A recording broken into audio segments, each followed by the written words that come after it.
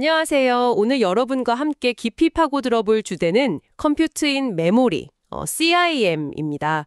이게 메모리 자체에서 연산을 처리해서요, AI 하드웨어의 판도를 바꿀 수 있다. 이런 기술로 주목받고 있죠. 네, 그렇습니다. 기존에는 데이터를 저장하는 메모리랑 연산을 처리하는 프로세서가 분리되어 있었잖아요. 네, 그렇죠. 그러다 보니까 그 둘 사이에서 데이터를 막 주고받아야 하는데 이게 성능을 꽤 잡아먹는 원인이 됐어요. 특히 AI처럼 정말 어마어마한 데이터를 다룰 때는 이 데이터 이동, 이른바 병목 현상이 아주 심각해지는 거죠. 아, 병목 현상? 네. 그래서 CIM은 아예 메모리 안에서 직접 계산을 해버리자 이런 아주 근본적인 발상이에요. 데이터 이동 자체를 극단적으로 줄여서 속도도 높이고 전력 효율도 개선하려는 거죠. 데이터 고속도로에서 정체가 심했는데 그냥 도로 옆에 바로 공장을 지어버리자 이런 느낌이네요. 네, 비슷한 비유입니다. 자, 그래서 오늘의 핵심 질문인데요. 왜 유독 한국의 삼성전자와 SK하이닉스가 이 CIM 기술의 대량 생산에 있어서 구조적으로 유리하다는 평가를 받는 걸까 하는 점입니다. 오늘 이 질문에 대한 답을 좀 찾아보려고 합니다. 네, 이 질문을 좀 파고들다 보면요. 크게 한 3가지 정도의 핵심 요인이 보이는 것 같아요. 3가지요. 네, 첫째는 이 두 회사가 이미 가지고 있는 세계 최고 수준의 메모리 대량 생산 능력이고요. 둘째는 HBM 같은 고대역폭 메모리, 그리고 첨단 패키징 기술에서의 거의 압도적인 리더십. 아, HBM. 그리고 마지막으로는 그 주요 AI 기업들 있잖아요. 엔비디아나 구글 같은 이들과 이미 맺고 있는 그 깊은 관계. 이 3가지가 어떻게 맞물려 돌아가는지 이게 오늘 이야기의 좀 중심이 될 것 같습니다. 좋습니다. 그런데 본격적으로 시작하기 전에 한 가지 좀 짚고 싶은 게 있어요.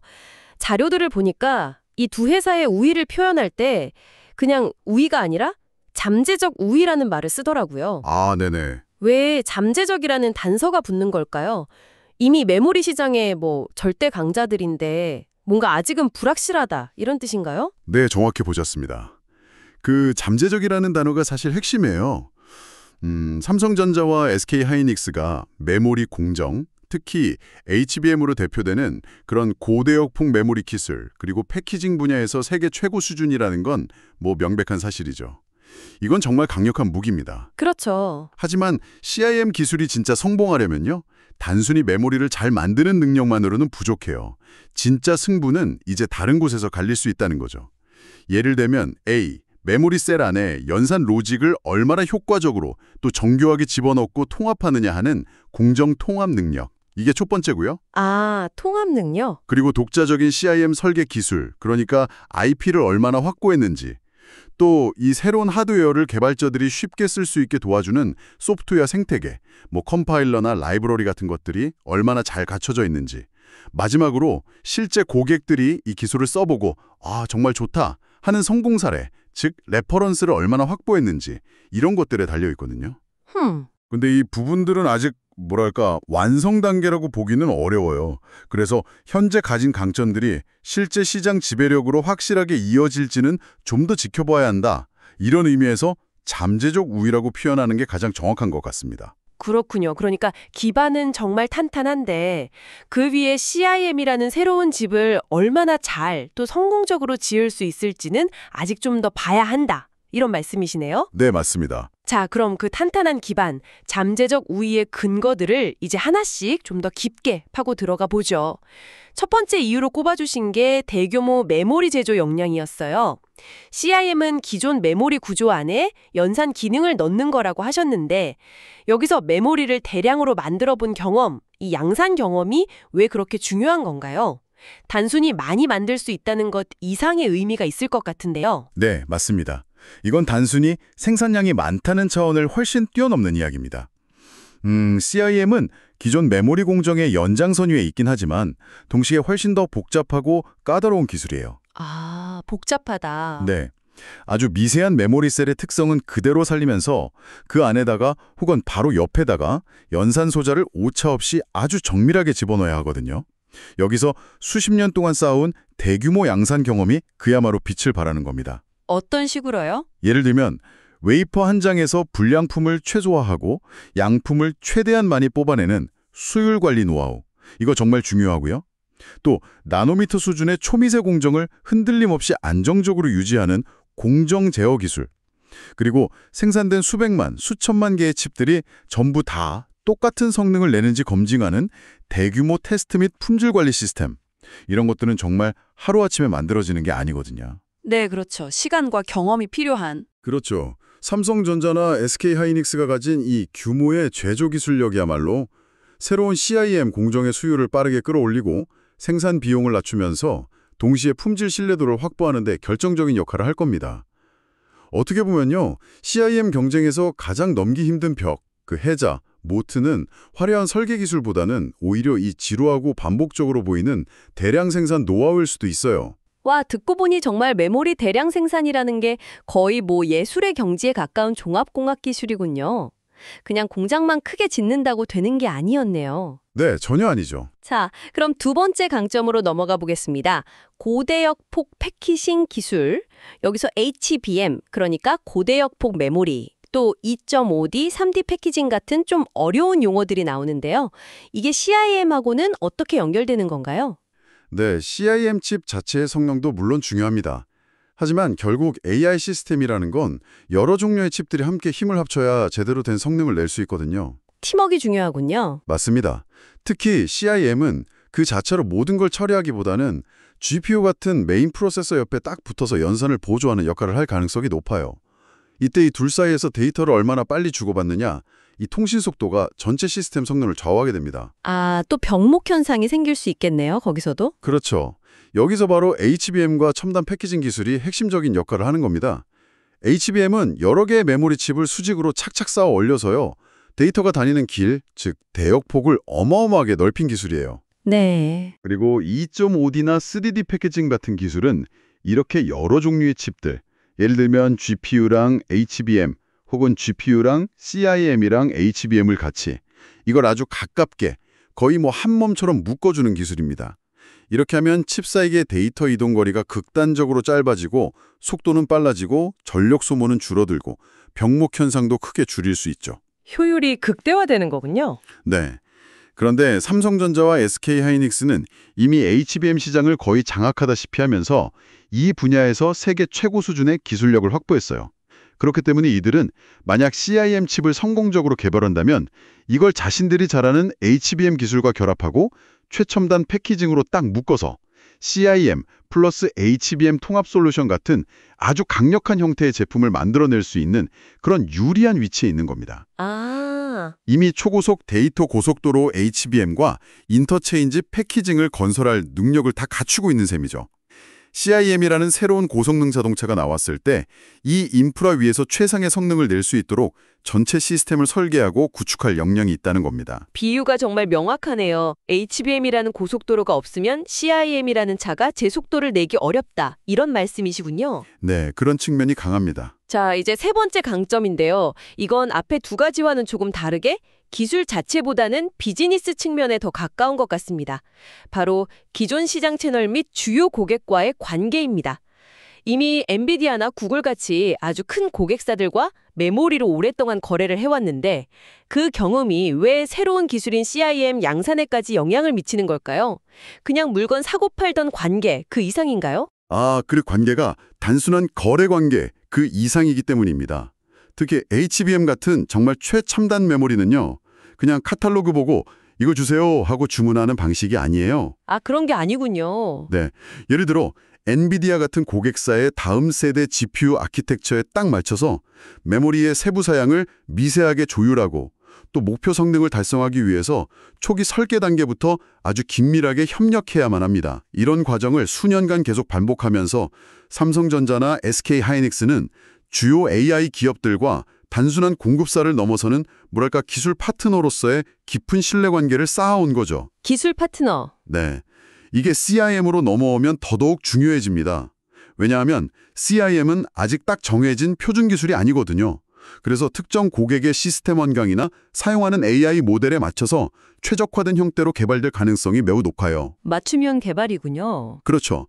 이럴 때 기존에 구축된 강력한 협력 채널과 그동안 쌓아온 신뢰가 있다면 새로운 CIM 기술을 고객과 함께 검증하고 초기 레퍼런스 디자인을 확보하고 더 나아가서는 대량 공급 계약까지 이어지는 그 과정이 훨씬 수월해집니다. 우리 한번 같이 해봅시다 라고 편하게 말할 수 있는 파트너가 이미 있다는 것. 이건 후발주자들이 정말 따라오기 어려운 강력한 자산입니다. 특히 첫 고객 확보가 무엇보다 중요한 이런 신기술 분야에서는요. 기술 파트너십이라는 그런 무형의 자산이 실질적인 경쟁 우위로 작용하는 거군요. 정말 흥미롭습니다. 자, 이렇게 세 가지 강력한 이점, 그러니까 제조 역량, 패키징 기술, 그리고 고객 관계까지 살펴봤습니다. 그런데도 여전히 잠재적이라는 그 꼬리표가 붙어 있다는 점을 다시 한번 생각해야 할 것 같아요. 이 엄청난 잠재력을 현실로 만드는 데 있어서 어떤 변수들, 또 넘어야 할 과제들이 남아 있을까요? 이 부분을 아주 냉정하게 봐야 합니다. 아직 넘어야 할 허들이 몇 가지 있습니다. 첫째는 아키텍처 선택의 딜레마입니다. 아키텍처 선택? 네. CIM을 구현하는 방식이 생각보다 정말 다양해요. 연산을 아날로그 신호로 처리할 거냐, 아니면 디지털 방식으로 처리할 거냐에 따라서 장단점이 아주 뚜렷합니다. 예를 들어 아날로그 방식은 전력 효율이 높다는 장점이 있지만 연산의 정확도 문제가 좀 있을 수 있고요. 반대로 디지털 방식은 정확도는 높지만 칩 면적이나 전력 소모가 커질 수 있죠.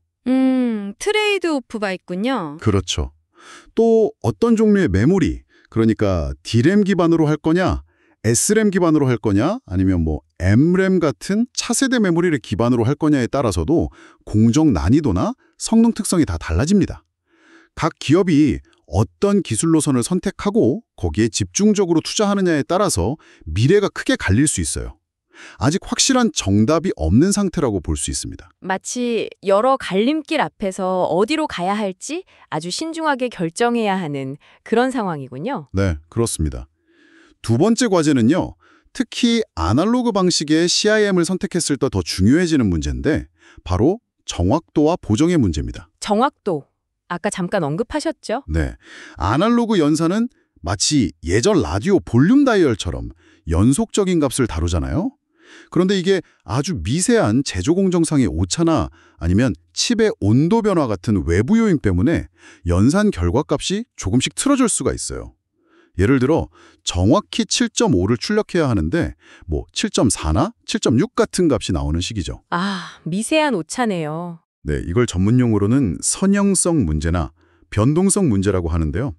AI 연산은 때로는 이런 작은 오차들이 계속 누적되면 최종 결과에 꽤 큰 영향을 줄 수도 있습니다. 그래서 이런 오류를 실시간으로 감지하고 보정해주는 아주 정교한 회로 설계 기술, 그리고 소프트웨어적인 교정 알고리즘이 반드시 필요합니다. 이건 단순히 메모리 공정 기술만으로는 해결하기 어렵고 고도의 아날로그 회로 설계 능력과 관련된 IP 확보가 아주 중요해지는 거죠. 연산 결과의 신뢰성을 확보하는 것 자체가 또 하나의 아주 큰 기술적 과제군요. 맞습니다. 마지막으로 어쩌면 이게 가장 큰 변수가 될 수도 있는데요. 바로 소프트웨어 스택의 중요성입니다. 소프트웨어? 하드웨어가 아니라요? 네. 아무리 혁신적인 하드웨어를 만들어도요. 개발자들이 그 하드웨어의 성능을 쉽고 편리하게 끌어다 쓸 수 없다면 결국 시장에서 외면받기 마련입니다. CIM 하드웨어 위에서 AI 모델을 효율적으로 돌리려면 여러 가지 소프트웨어들이 필요해요. 예를 들면 기존의 AI 프레임워크, 텐서플로우나 파이토치 같은 것들과 CIM 하드웨어를 잘 연결해주는 컴파일러, 그리고 실제 연산 과정을 관리하고 최적화하는 런타임 라이브러리, 또 복잡한 신경망 연산을 물리적인 메모리 셀에 효과적으로 착착 배분해주는 매핑 도구 같은 것들이죠. 아, 복잡하네요. 네, 이걸 다 통틀어서 소프트웨어 스택이라고 부르는데요. 현재 CIM 분야의 소프트웨어 스택은 아직은 좀 초기 개발 단계에 머물러 있습니다. 삼성전자나 SK하이닉스 같은 이런 하드웨어 강자들이 과연 이 소프트웨어 생태계까지 성공적으로 구축할 수 있을지, 이게 어떻게 보면 CIM 기술의 대중화를 결정짓는 가장 중요한 열쇠가 될 겁니다. 어쩌면 하드웨어 경쟁보다 이 소프트웨어 경쟁이 더 치열할 수도 있다는 이야기죠. 정말 하덕멜로의 거인들이 소프트웨어라는 새로운 시험대에 오른 셈이네요. 이 지점이 정말 흥미로운데요. 이런 여러 과제들을 고려해 본다면 삼성전자나 SK하이닉스 외에 다른 경쟁자들의 움직임도 우리가 좀 주목해 봐야 할 것 같습니다. 혹시 이런 틈새를 노리는 다른 플레이어들도 있을까요? 물론입니다. 이미 GSI 테크놀로지 같은 회사들이 CIM 분야에서 꽤 주목할 만한 성과를 내고 있어요. GSI 테크놀로지요? 네, 이 회사들은 CIM 기술에 아주 특화된 자신들만의 프로세스 아키텍처, 이걸 APU, Associative Processing Unit, 우리말로는 연상 처리 장치라고 부르는데요. 이걸 개발했습니다. 이 APU는 특히 방대한 데이터베이스 안에서 비슷한 항목을 아주 빠르게 찾아내거나 추천 시스템 또는 요즘 많이 이야기되는 RAG, 그러니까 검색 증강 생성 같은 특정 작업에서 기존의 CPU나 GPU 방식보다 훨씬 적은 에너지로도 매우 높은 성능을 보여주면서 이미 레퍼런스를 쌓아가고 있습니다. 아, 특정 분야의 강점이 있군요. 네, 이런 전문 팹리스 기업들은 특정 응용 분야에 최적화된 CIM 솔루션을 무기로 해서 삼성이나 SK 같은 대기업들과 경쟁하거나 혹은 때로는 협력하는 방식으로 시장을 공략할 가능성이 높습니다. 그렇군요. 대기업과 이런 전문 벤처기업 간의 경쟁 구도가 상당히 흥미롭게 펼쳐질 수 있겠네요. 어떤 협력이나 경쟁 시나리오를 좀 예상해 볼 수 있을까요? 가장 가능성이 높은 시나리오는 아마도 각자 잘하는 분야를 살리는, 뭐랄까, 상호 보완적인 생태계가 구축되는 모습일 것 같아요. 삼성전자나 SK하이닉스 같은 경우는 자신들의 최대 강점인 HBM 기술과 대규모 생산 능력을 결합해서 주로 데이터 센터나 고성능 컴퓨팅 시장을 겨냥한 HBM, CIM 통합 모듈 같은 고부가 가치 솔루션 개발에 집중할 가능성이 큽니다. 속 검색이라든지 패턴 매칭 같은데 아주 고도로 특화된 CIM 코어 IP나 칩을 개발해서 이걸 시스템 반도체 회사나 혹은 삼성, SK하이닉스 같은 메모리 회사들에게 라이선스 형태로 제공하거나 아니면 특정 응용 시장을 직접 공략하는 그런 형태가 될 수 있을 것 같습니다. 아하. 그러니까 거대한 플랫폼을 놓고 경쟁하는 구도와 아주 특정 기능에 대한 전문화 경쟁이 동시에 존재하면서 때로는 서로 협력하고 또 때로는 경쟁하는 그런 좀 복잡한 양상이 전개될 것으로 보입니다. 자, 오늘 저희가 함께 나눈 이야기를 좀 정리해 보겠습니다. 삼성전자와 SK하이닉스는 세계 최고 수준의 대규모 메모리 제조 역량, HBM으로 대표되는 첨단 패키징 기술에서의 리더십, 그리고 주요 AI 고객사들과의 깊은 파트너십, 이 세 가지 강력한 기둥을 바탕으로 CIM 대량 생산 경쟁에서 분명히 유리한 출발선에 서 있다는 점을 확인했습니다. 네, 그렇습니다. 하지만 오늘 계속 강조했던 것처럼 이 우위는 아직은 잠재력 단계에 머물러 있다는 점을 꼭 기억해야 합니다. 앞으로 어떤 CIM 아키텍처, 아날로그냐 디지털이냐, D램 기반이냐, S램 기반이냐 같은 전략적 선택을 어떻게 하고 그 완성도를 얼마나 높일지, 또 아날로그 방식을 택했을 경우 피하기 어려운 그 정확도 문제를 기술적으로 어떻게 극복할지, 그리고 결정적으로 이 혁신적인 하드웨어의 잠재력을 최종 사용자에게까지 잘 전달해줄 소프트웨어 생태계를 얼마나 성공적으로 구축하고 실제 고객 성공 사례를 만들어내느냐, 이게 바로 이 잠재력을 현실적인 시장 지배력으로 바꾸는 핵심 관건이 될 겁니다. 어떻게 보면 하드웨어 역량뿐만 아니라 소프트웨어 역량까지 함께 증명해야 하는 상당히 어려운 과제인 거죠. 네, 마지막으로 이 논의를 함께 하신 여러분께 한번 질문을 던져보고 싶습니다. 오늘 이야기에서 CIM의 성공에 소프트웨어 생태계의 구축이 정말 결정적이라는 점이 거듭 강조되었는데요. 하드웨어 제조의 절대 강자인 삼성전자와 SK하이닉스에게 어쩌면 가장 큰 도전 과제는 역설적이게도 이 소프트웨어 역량을 확보하는 것일지도 모르겠습니다. 바로 이 지점이 하드웨어 생산 능력은 조금 부족할지 몰라도 특정 AI 작업에 최적화된 소프트웨어 스택을 먼저 갖춘 새로운 형태의 경쟁자들에게 예상치 못한 기회를 열어줄 수도 있지 않을까요? 혹은 반대로 생각해보면 삼성전자나 SK하이닉스가 가진 강력한 HBM 기술과 CIM 기술이 제대로 결합했을 때 과연 우리는 지금까지 상상하지 못했던 어떤 새로운 형태의 AI 가속 솔루션을 만나게 될까요? 이런 질문들을 한번 곱씹어 보시면서 앞으로 CIM 기술이 어떻게 펼쳐져 나갈지 계속 주목해 보시면 이 기술의 미래를 읽는 과정이 더욱 흥미로운 여정이 될 것이라고 생각합니다.